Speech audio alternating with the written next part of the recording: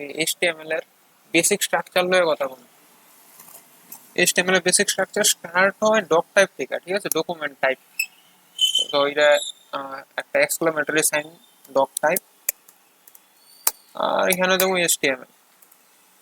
Doc টাইপের দরকারটা কিটা অ্যাকচুয়ালি হয়তো কিটা যে HTML ফাইলের মধ্যে অনেক ভেরিয়েন্স আছে, ঠিক আছে, XHTML মানে এক সময় ইউজ হইতো আর কি, মানে সবই HTML কিন্তু এক সময় XHTML ও ইউজ হইতো।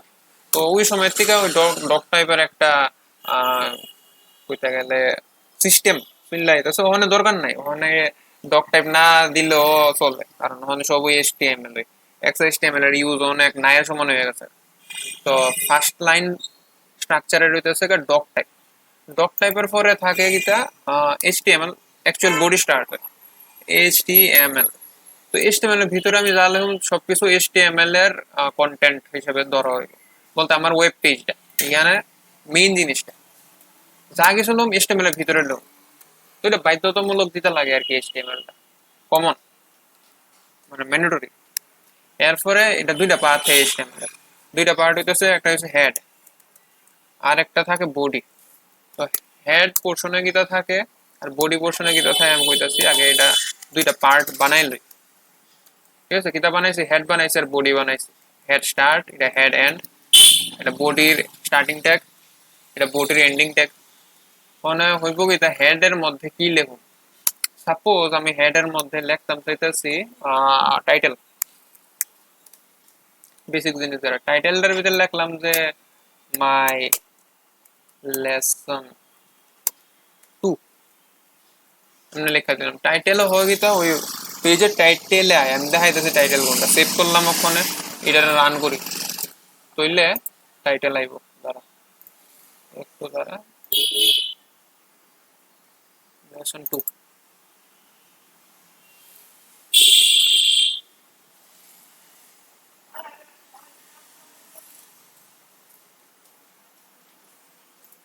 এইখানের মধ্যে উপরে যে একটা প্রশ্ন আয় রয়েছে মাই লেসন 2, এটার কয়া হয় টাইটেল। এখন যদি আমি কোডে যাই, দিয়ে মাই লেসন 2 টারে দিয়ে দে from coding farm,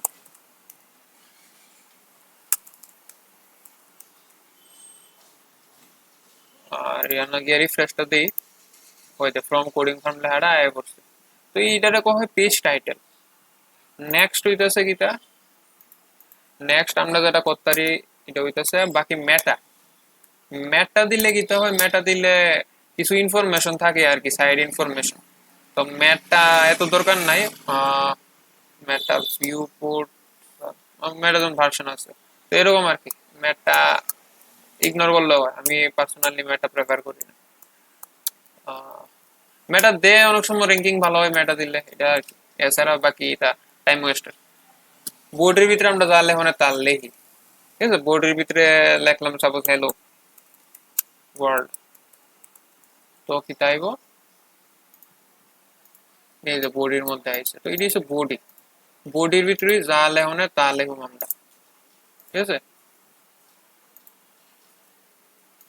shortcut key, তা শর্টকাট হইতেছে ভিএস কোড যদি আমরা ইউজ করি তাহলে আমরা জাস্ট এক্সক্লেমেটরি সাইনটা দিম। এক্সক্লেমেটরি একটা সাইন যদি দিই তাহলে এমআর প্রিপারেশন হয়, আমি এন্টারে টিপ দেবো, অটোমেটিক ফিল আপ হয়ে যাবে যা কিছুই আমরা বেসিক স্ট্রাকচার যেটা ফিল আপ করতে লাগে।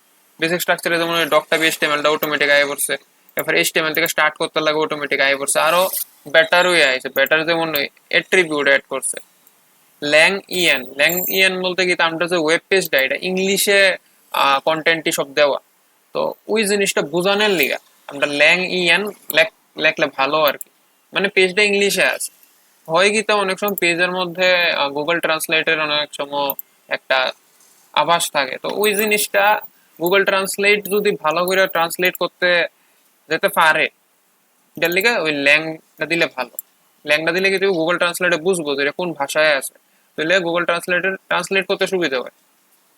সাপোজ আমি যদি বিএন দিতাম মানে বেঙ্গলিতে লেখা সব, তাহলে গুগল ট্রান্সলেটে অ্যাক্টিভলি এখানে শো করলো, হইলে তো আমি ট্রান্সলেট করে দিতাম এটা বেঙ্গলি বাংলাতে আছে, এই যে লেখা আছে। তো গুগল ট্রান্সলেটে ইমিডিয়েটলি রেসপন্ড করে ওই এমন অ্যাট্রিবিউট থাকলে আর কি। আমরা কোন ভাষাতে লিখতেছি এটা এখানে মেনশন করে দিলে গুগল ট্রান্সলেট রেসপন্ড করবে। অনেকে থাকে ইংলিশ বুঝে না, তো ইংলিশ তো বেঙ্গলি অটোমেটিক দিয়ে রাখে সেটিংসে, যে এমন ইংলিশ পেজ দেখলো সে গীতা করে বাংলাতে ট্রান্সলেট করে দেয়। আর বাংলাতে যদি অলরেডি থাকে তো ট্রান্সলেটের দরকার নেই। তো এটার লেগে এটা ইম্পর্টেন্ট। এটা কই থাকে, এইচটিএমএল ট্যাগটার ভিতরেই থাকে এই ল্যাংটা। ঠিক আছে, এইচটিএমএল ট্যাগের ভিতরে আর কিছু আসেনি, যদি জানতে চাস একটা স্পেস দিবি, দিয়ে সেটা সিটিআরএল স্পেস, সিটিআরএল টিপ যদি ওটাকে স্পেস দিবি তাহলে এখানে অনেকটি কি থাকবো এটাতে সাজেশন আইব, সাজেশনে দেখতে পারো কিতা কিতা আছে। বাকি তো আমরা দরকার নাই, আমরা মেইনলি ল্যাং ডট ইএনটা ইম্পর্টেন্ট। ঠিক আছে, তো নেক্সট স্টেপ হইতেছে কিতা কার সেট। কার সেটটা মোটামুটি ইম্পর্টেন্ট আছে এটার লিগা যে তুই কোন ক্যারেক্টার ইউজ করতেছিস। অনেক ধরনের ক্যারেক্টার সেট থাকে। ঠিক আছে, এখানে যেমন কিতা লেখছে authors are encourage to use UTF eight. ইউটিএফ-8টা খুবই ভালো, ইউটিএফ-8টা ইউজ করে আমরা বাংলা লেখাও লিখতে পারি।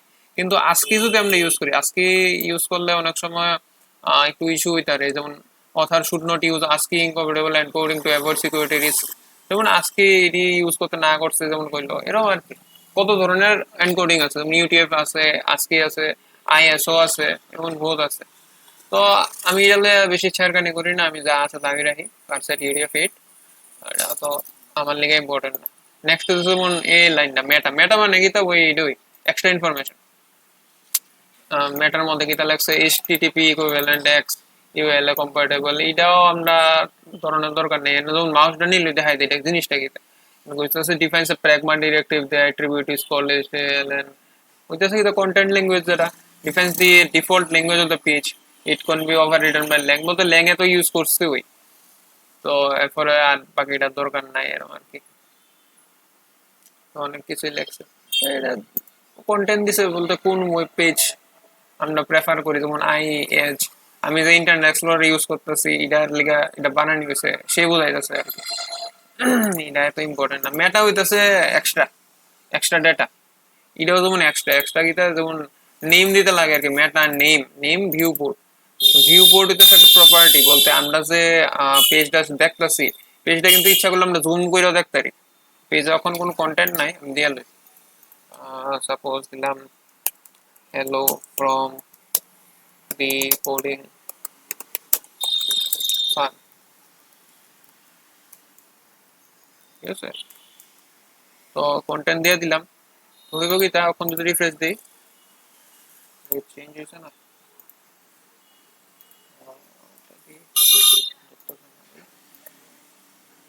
তো hello from the coding farm দিলাম, তো এটার তো ইচ্ছা করলাম জুমও করতে পারি না, জুম মোবাইলেও জুম করন যায়। তো ওই যে জুমের যে পোর্শনটা আছে না, যে পেজটা স্টার্ট হইতে ওই কতটুকু জুম হয়ে স্টার্ট হইব ওইটা লেখা থাকে এই পোর্শনটার মধ্যে, ভিউ বোর্ডের মধ্যে থাকে আর কি ডিটেলসটা, যে কতটুকু জুম করা যাইব, কতটুকু জুমের থেকে স্টার্ট হইব এডি আর কি। যেমন আমি যদি এখানে দিই ম্যাক্স আইব নি, ম্যাক্সিমাম স্কেল, এই যে ম্যাক্সিমাম স্কেল আছে, মিনিমাম স্কেল আছে, এডি আর কি। দেওয়ান যা আমি দেই না এটা ওয়াইড, মানে আমার তো কন্টেন্টের ওয়াইড দা কতটুকু পাস হইব। ডিভাইস ওয়াইড বলতে আমরা আমি যে ডিভাইসে আছি, ল্যাপটপে আছি, তো ল্যাপটপের ওয়াইড দেবে নিব ওয়েব পেজটা। ঠিক আছে, অনেক সময় মোবাইল স্ক্রিনে হইলে মোবাইল স্ক্রিনের মতো স্ক্রল করন লাগে, মানে বেশি ছোট থাকে স্ক্রিনটা, এটা তো স্ক্রল করে করে দেখতে লাগবে, এইসব ব্যাপার আর কি। ভিউ পোর্ট, ভিউ পোর্ট হচ্ছে ডিসপ্লে স্ক্রিনটা, স্ক্রিন শুধু সহজ ভাষায় বুঝাইলে ভিউ পোর্ট মানে কি, ভিউ পোর্ট মানে স্ক্রিন, স্ক্রিনের সাইজ হাইট ওয়াইট আর কিছু না। স্ক্রিন রিলেটেড কারবার করতে গেলে এটা, তো এটা হেড স্ট্রাকচারের মধ্যে পড়ে, হেডের মধ্যেই টাইটেলও পড়ে। আর আমরা যদি কোনো আইকন টাইকন দিতে লাগে, এখানে যেমন কই এখানে কোনো আইকন দেওয়া হয়েছে না, আইকন যদি অ্যাড করতে লাগে আমার হেডের মধ্যেই আইকনটি অ্যাড করলে ভালো। ঠিক আছে, হেডের মধ্যেই জেনারেলি আইকন অ্যাড করে। এসইও টেসইওর ব্যাপার থাকলে হেডের মধ্যেই করে। তো এলে আমার নেক্সট পোর্শন কিটা বডি। বডির মধ্যে হয় কিটা, বডির মধ্যে আমরা যত মেইন জিনিস আছে, মানে যদি আমরা দেখাইতাম সেই ওয়েব পেজের মধ্যে, ওয়েব পেজের জিনিস এটা আমরা বডির ডালবো। তো স্টার্ট হয় কিটা, যেমন ফর এক্সাম্পল এইচ দিয়ে স্টার্ট করতে পারি, হেডিং H1, H1 এ দিলাম হেল না H1 এ দেই কিটা দাও হেডিং দেই, হেডিং হেডিং 1 দিয়ে দিই, হেডিং 1 বা একটা কাজ করি, একটু প্র্যাকটিক্যাল কাজ করি, রেজুমে দিই। ঠিক আছে, একটা ওয়েব পেজে রেজুমে বানাইলাম, রেজুমের ভিতরে দিলাম কি তাদের যা সাপোজ আমি H2 দিলাম, এটার ভিতরে লিখলাম সেকশন বা ইন্ট্রোডাকশন দিই, ইন্ট্রোর মধ্যে দিলাম প্যারাগ্রাফ বানাই পি। আচ্ছা এত কিছু তো অ্যাডভান্স দেয়া লেগেছে, আগে রান করে এলি H1 মানে রেজুমে, H2 ইন্ট্রো কেমন আয়, এই যে রেজুমে এমন আইতাছে, এটা হচ্ছে হেডিং 1, এটা হেডিং 2। 1 মানে সবচেয়ে বড়টা আইব, সাইজও বড় আর একটু বোল্ড, মানে বোল্ড মোটামুটি সেম ওই সাইজটা আর কি, সাইজটা মেইনলি বড়। আর এটা হইতেছে গিয়া হেডিং 2, একটু ছোট্ট হয় আর কি, সাব হেডিং। হেডিং 3 মানে sub sub sub heading, heading 3 হচ্ছে sub sub sub sub heading, এরকম আর কি, এটা নিচেরটা। তো আমি যদি এখানে দিই পি, পি মানে প্যারাগ্রাফ, সাপোজ প্যারাগ্রাফে কি দিলাম, নেম দিলাম, নেম নেম দিয়ে দে রাহুল, এজ দে এজ কত 25 প্লাস বা 26 দিয়ে দে, সেভ করি। এই যে নেক্সট লাইনে আনতে গেলে বিআর এড করুন লাগে, বিআর। তো আমি কিতাব বানাইলাম এখানে একটা রেজুমে টাইপের একটা, মানে সিম্পল আর কি একটা বানাইছি। তো আরো অ্যাড করতে পারি এখানে, এখানে সাপোজ আমি দিলাম কোয়ালিফিকেশন, কোয়ালিফিকেশন যেটা আছে এটা পি ট্যাগের ভিতরে দিলাম। কোয়ালিফিকেশন এর মধ্যে আমি যদি দিই স্ট্রং, স্ট্রং বলতে বোল্ড হয়ে আইব আর কি, জিনিসটা বোল্ড হয়ে আইব। আর একটু সাইজটা অবশ্য ঠিকই থাকে, হ বিআর ওদের দিতে লাগবো না, নিচে লাইন আইতো না, ঠিক আছে বিআর দিলাম। আর এটাকে রান করে দেখাই কেমন হয়। এই যে নেক্সট প্যারাগ্রাফ, এটা আন্ডারলাইন যদি করতাম চাই, আন্ডারলাইন দিতে গেলে ইউ দেওয়ান লাগবো, আন্ডারলাইন হয়ে যাবো। এই যে আন্ডারলাইন, ওখানে যদি এই যে আন্ডারলাইন আইছে, কোয়ালিফিকেশনস এর মধ্যে আমি কোয়ালিফিকেশনটা লিখলাম, এরকম আর কি। এটা হচ্ছে বেসিক স্ট্রাকচার। যেটা বেসিক স্ট্রাকচারের মধ্যে কিছু ইম্পর্টেন্ট পোর্শন যেটা আমি দেখাইছি, এটা হচ্ছে যেমন H1, H1 কিটা করে রেজুমে রেডি করে, আর সরি H1 হইতেছে হেডিং, রেজুমে যা লিখছি হেডিং দিলাম আমি। H2 কিটা করতেছে, H2 হইতেছে সাব সাব হেডিং, ঠিক আছে, সাব হেডিং এর লিগে আমার H2।